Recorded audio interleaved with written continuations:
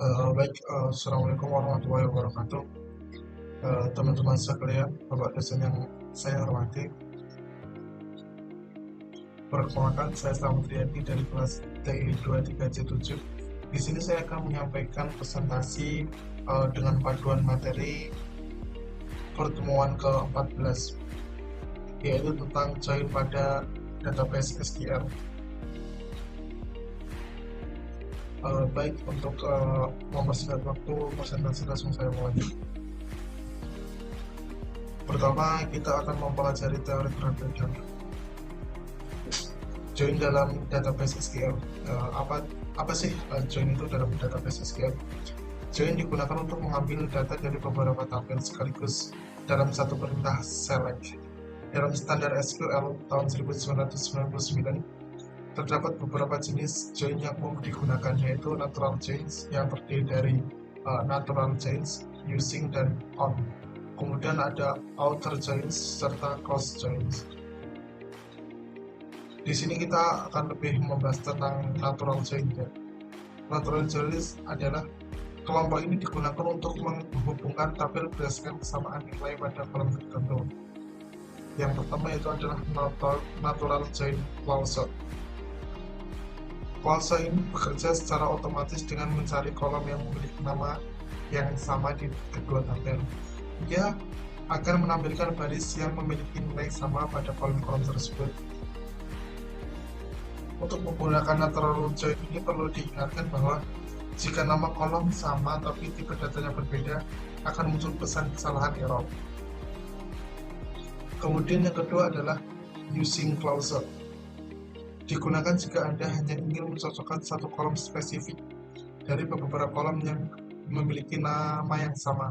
Clause ini tidak bisa digunakan bersamaan dengan natural joins. Kemudian hasil akhirnya, di sini tabel karyawan dan departemen digabungkan berdasarkan kolom ID departemen. Kemudian on clause, ini adalah cara yang paling fleksibel karena Anda bisa menentukan sendiri kolom mana yang akan digabungkan. Bahkan jika nama kolomnya berbeda, clause ini juga membuat kode lebih mudah dibaca. Perintah ini menggabungkan tabel berdasarkan kolom ID departemen yang ada di kedua tabel. Kemudian yang ketiga, kita akan membahas tentang mengatasi ambiguitas dan tabel alias. Saat menggunakan tabel, seringkali terdapat nama kolom yang sama di kedua tabel, misalnya ID departemen. Ambiguitas. Untuk menghindari kebingungan sistem, gunakan nama tabel sebagai awalan, misalnya karyawan ID departemen atau bisa disingkat dengan K. Kemudian tabel alias. Untuk menyingkat penulisan agar tidak terlalu panjang, gunakan inisial alias. Contoh, from karyawan A join jabatan B, on A ID jabatan sama dengan B ID jabatan. Di sini adalah alias untuk karyawan dan B untuk jabatan.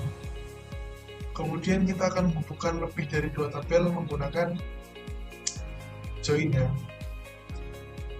Anda bisa menghubungkan banyak tabel sekaligus dengan menuliskan perintah join secara berurutan. Perintah ini akan menampilkan data karyawan lengkap dengan nama jabatan dan nama departemennya. Kemudian adalah menambahkan kondisi filter. Anda bisa membatasi data yang muncul dengan menambahkan clause where dan end. Contohnya, kita hanya ingin menampilkan data marketing saja. Di sini saya akan melakukan join dengan database SQL dengan studi kasus saya sendiri. Dimana di sini yang pertama saya akan menampilkan ID karyawan, kemudian nama karyawan, kemudian nama jabatan. Di sini menggunakan inner join ya. Kemudian menggunakan ID jabatan yang berada di tabel jabatan dan tabel karyawan. Kemudian yang kedua, saya akan menampilkan ID karyawan, kemudian nama karyawan, kemudian ID jabatan, nama jabatan, kemudian gaji pokok sama tunjangan jabatan. Di sini saya menggunakan alias atau ambiguitas ya, agar sistem tidak bingung. Di sini saya akan menggunakan K untuk tabel karyawan, kemudian menggunakan J untuk tabel jabatan.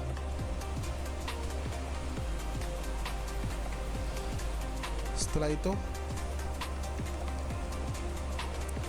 kita menggunakan ID jabatan sebagai parameternya ya.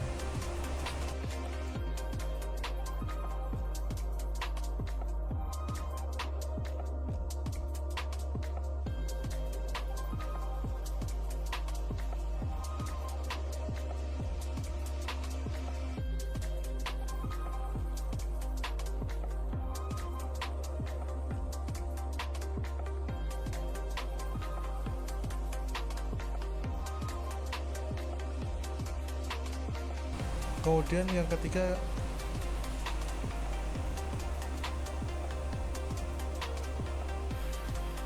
saya akan menampilkan dengan menambah ini ya, menambah nama departemen saja sih.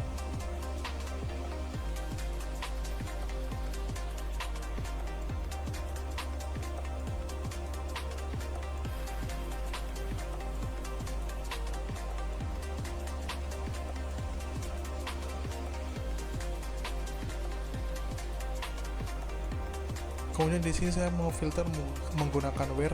Saya ingin menampilkan bagian marketing saja.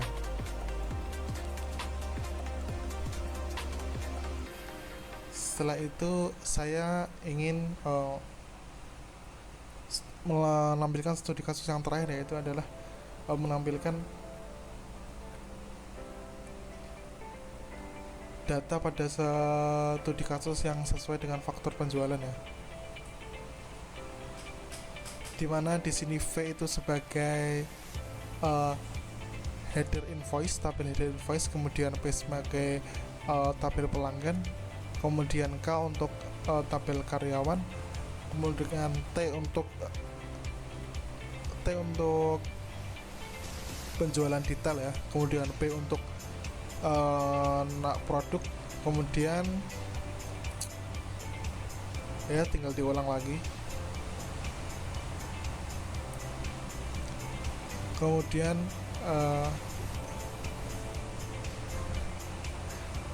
kita gunakan from invoice header ya, atau V. Setelah itu kita interjoinkan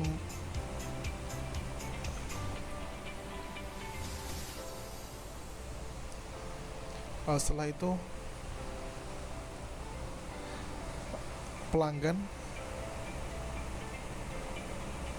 dengan menggunakan ID pelanggan. Setelah itu karyawan menggunakan ID karyawan ya.